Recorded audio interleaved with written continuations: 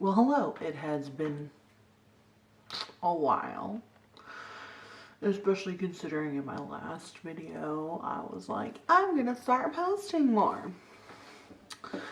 It's me. So, did we ever think that was actually gonna happen? Well, if you can't tell by the get up and the vacant expression in the eyes, we're in the middle of quarantine. It is mid-April of 2020. And I just have some life updates that I'm going to turn into a video series if I can keep having the motivation and follow through with my plan. So part of the reason I kind of didn't follow through with my previous statement of I'm going to try to film more was I just realized that there's nothing conducive about my filming space at all in this house that I rent with my roommate. I just don't have the space. I don't like the colors. There's nothing creative about it that inspires me, and I feel kind of trapped. So it just wasn't a good idea to try and force content because I wouldn't be happy with it. You guys wouldn't be happy with it. So I decided we're gonna ixnay that, and due to some life things that have happened in the past year for me, I decided it was finally time to buy my own house. So that's part of why I also stopped making content, because I focused on house searching. And I'm excited to say that as of last week, I have a contract on a house. So the plan is for this to turn into a house series. I don't know. A lot of people do them, and I know that I'm technically like a beauty channel or whatever the heck I am, since I really don't upload, and basically all you get from me are New York City vlogs.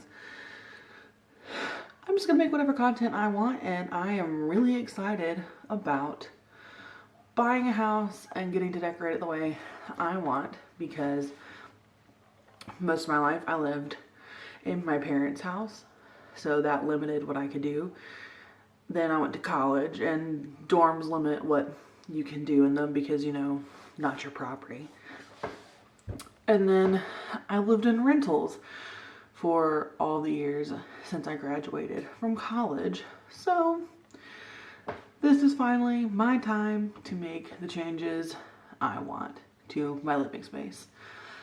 And I'm planning on bringing you guys along on the journey.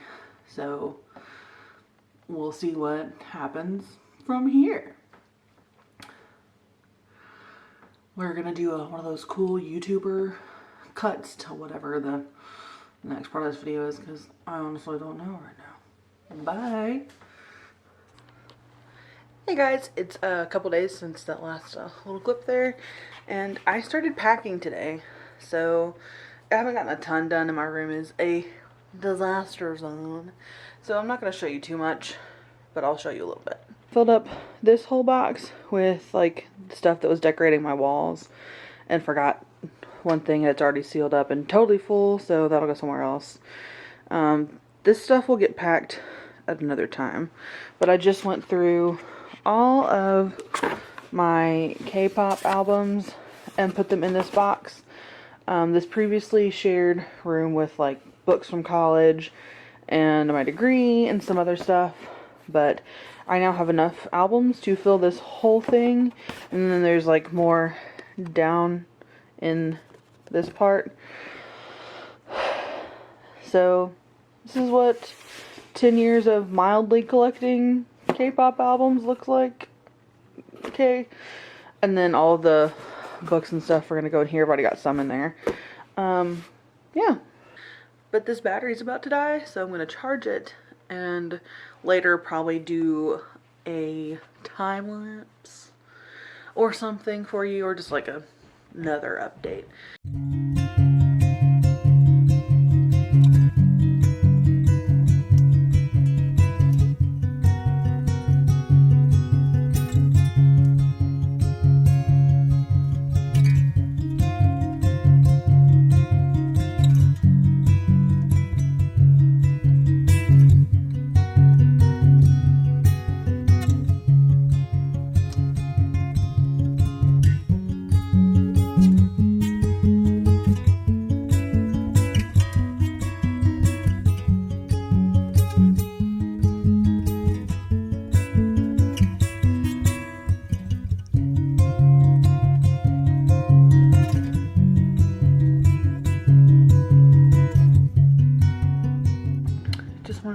a quick like day one of packing update. So here we go. It's like 2 a.m. What am I doing with my life? In this corner, there used to be like boxes stacked really high with all of that on top. So that's all gone. I almost totally cleaned off the top of my dresser and most of my shelves.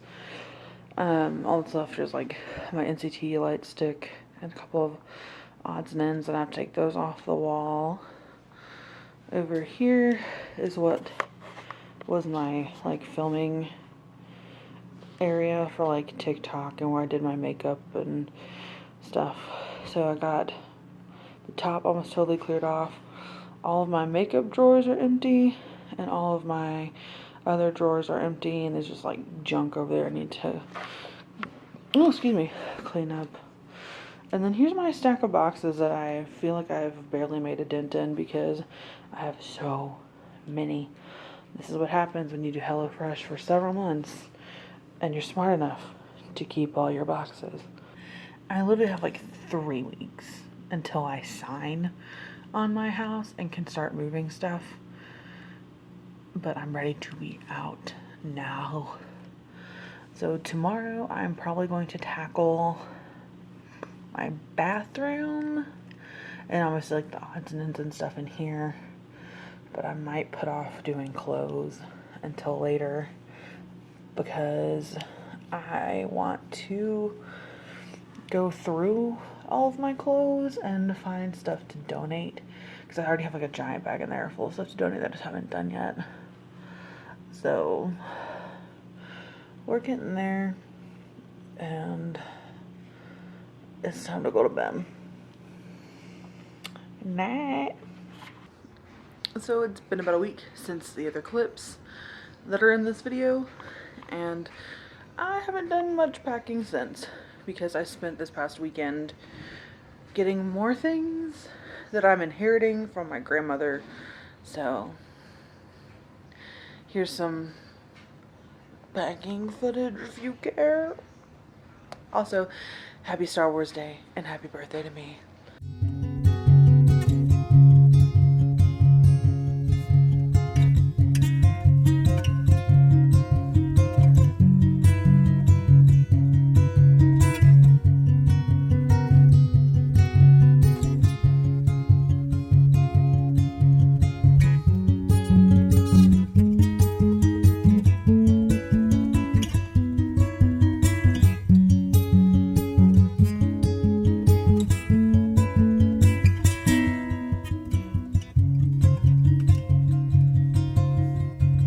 Hello, friends.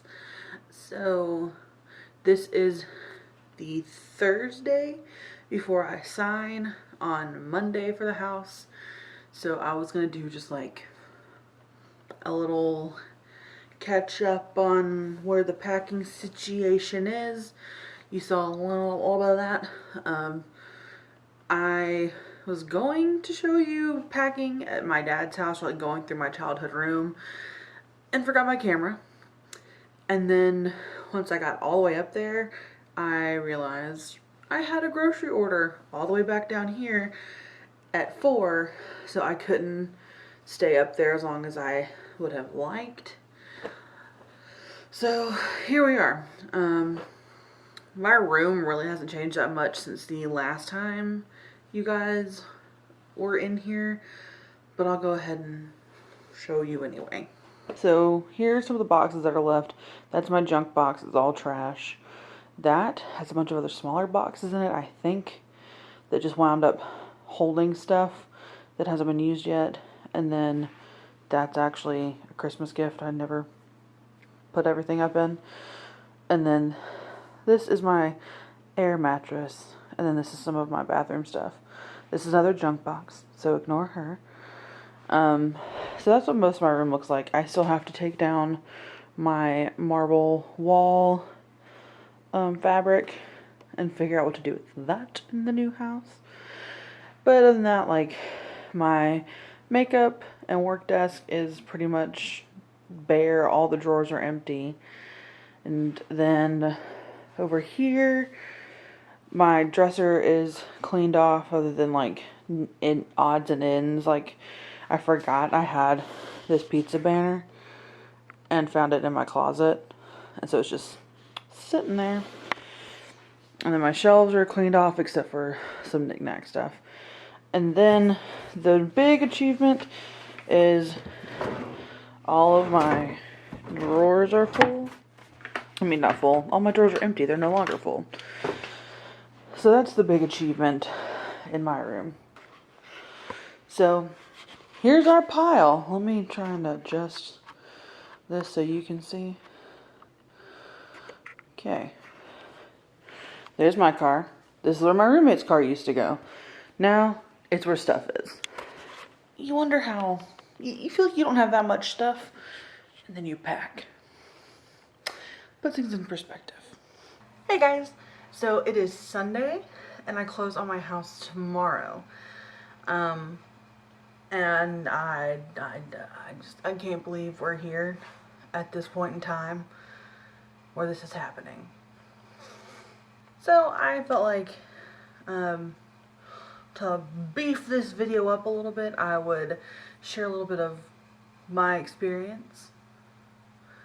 But that will be in a moment because my water is boiling.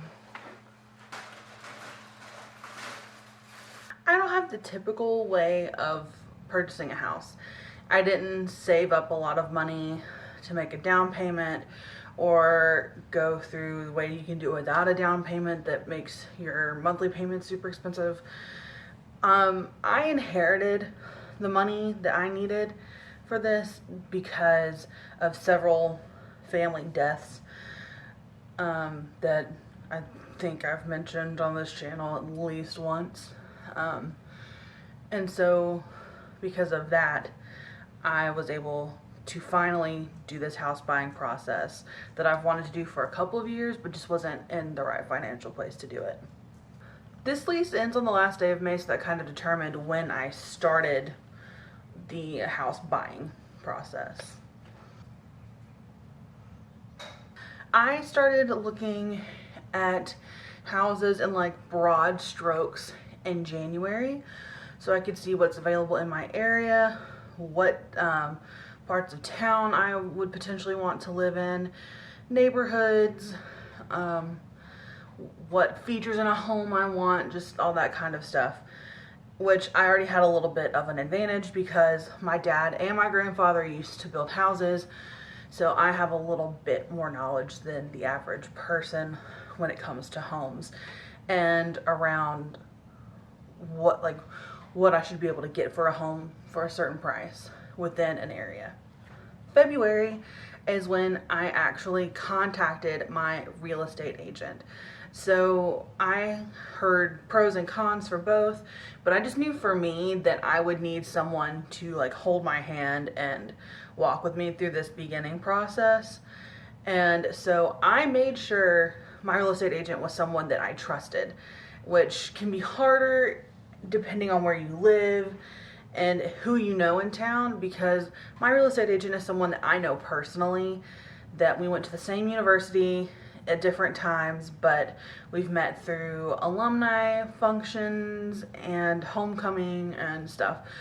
And so I knew he wasn't going to try to screw me over to get more money, and that he's going to be upfront and honest with me, which he does that with all of his clients, not just me because he knows me, but because I know him as a person. I knew what kind of real estate agent he would be. So if it's entirely possible, I suggest going with someone you know that won't screw you over. But if you don't know someone personally, do a lot of research online when it comes to getting your real estate agent, because you don't want someone who's going to try and sell you too much house, not enough house, who's going to put the wrong kind of house in your optics, even though you've told them what you look for, and all that other kind of stuff. So throughout the rest of February, I just kind of kept looking at houses in general, and March is when we buckled down and it was like, okay, these are the houses, like whatever houses I look at now are going to be only ones that I could potentially see buying. And so that's when we kind of really looked at the numbers I was wanting to spend on my house and areas and all that other stuff I've been doing previously, but in a more concentrated sense. Because I seriously started looking at houses in March, that means coronavirus was a big thing here in America. Like this jump the starting point, if you would say.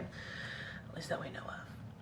I had virtual showings offered to me by my real estate agent and by the people selling whatever houses I was looking at, where they would just go through on FaceTime with me so I could see the house. And then if I decided to go in person, everyone wore gloves. Well, technically my real estate agent wore gloves. I didn't wear anything, and because I didn't touch anything. And so he was the one that touched things, and we tried to stay a good distance apart, yada yada. COVID-19, well, COVID-19 things. And so I ended up, there were 2 houses that I loved just from seeing them on Zillow, and they were under contract within hours of them going live, I guess, whatever, of them being posted. And they were beautiful, and whoever ended up buying them are lucky. So I only got to see 3 houses in person.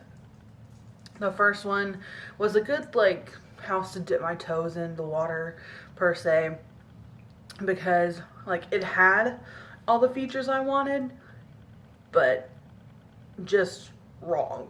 Like second time, weeks later, about halfway through April is the next time I started going to look at houses. I looked at 2 in the same day because they were on the same street.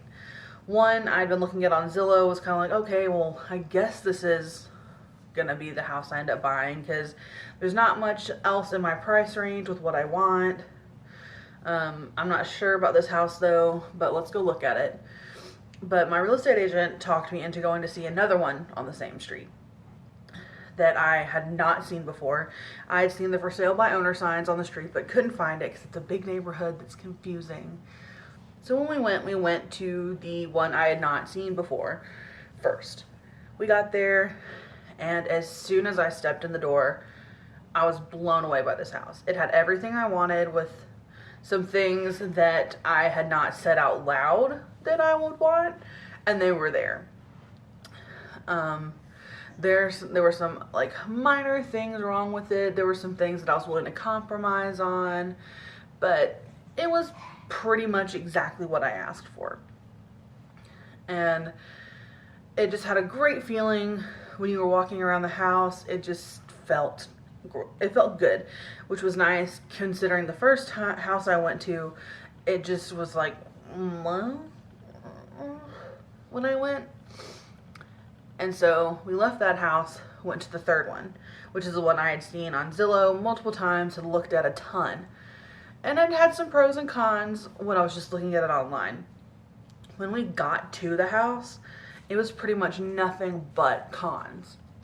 While we're in the basement of that house, I called my dad and asked if he was available to go look at house number 2 the next day.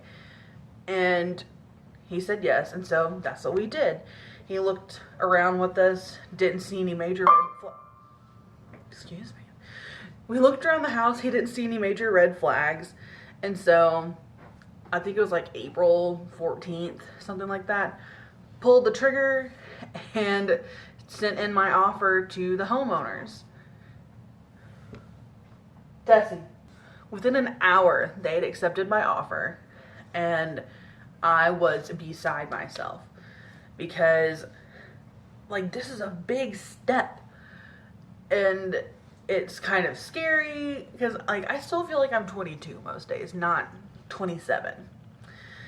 And so I'm just like, I'm baby. I should not be buying a house, but also not baby. make sense to buy a house.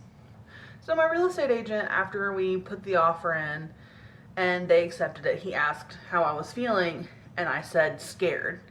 And he kind of chuckled and said, well, that's good, because most of the time I really have to bring down my clients to be like, look, I know you're excited, but from this point on, your decisions can no longer be about emotions, because this is where the business side comes in. So for the next like 2-3 weeks, I spent all day, every day, answering emails with my mortgage company, with the company I'm getting my homeowner's insurance through, with all these people, like trying to get like my driver's license, proof of insurance, proof of income, like all these other things, and all at one time while I'm still doing work from home. And so I'm like working on ads since I'm a graphic designer, and then as soon as I finish one, I answer an email to the mortgage company, but the answer depends on what I said from the home insurance people, and da-da-da-da-da, and I was scheduling inspections and all this stuff. But I guess that's it. Takeaways you can have if you are looking to buy a house. Take it seriously. Find a real estate agent you trust. Once you put in an offer, you can't think with your heart anymore. It's all about business. Know who you're going to get your home insurance through pretty quickly, so that you can get your paperwork done faster. Make sure you get a good mortgage company. My real estate agent is through Keller Williams, so I can use Keller Mortgage and get discounts and offers and other cool things, because they're same company. And so that's been really beneficial, and they can talk to each other without having to go through me and have me try and interpret business questions. I have no idea what they mean. Oh, I forgot to mention this. Read every piece of paperwork that comes through. You're not going to understand a lot of it, but read it. You will have documents that are like 40 pages long, but read it, because you might find pieces of information you had no idea about, or it might answer some of your questions before you have to ask anybody. So I'm not good at talking videos, but by this time tomorrow, I'll be a homeowner. Terrifying. See you tomorrow. So it's the morning of my closing. I had to wake up early to try and talk to the title company, I guess that's who they are, because between me and everyone else, the ball kind of got dropped on Friday when it came to getting information that they needed, and yada yada. And so now that I have their side figured out, I have to wait another hour for the bank to open, so I can go get what I need done there done. So probably gonna take another quick nap since since I was up so early and I did not sleep well at all last night. So the next time you see me, I'm gonna be a homeowner, because I'm not taking you to signing, because I'm not brave enough to be one of those people to video everything I do.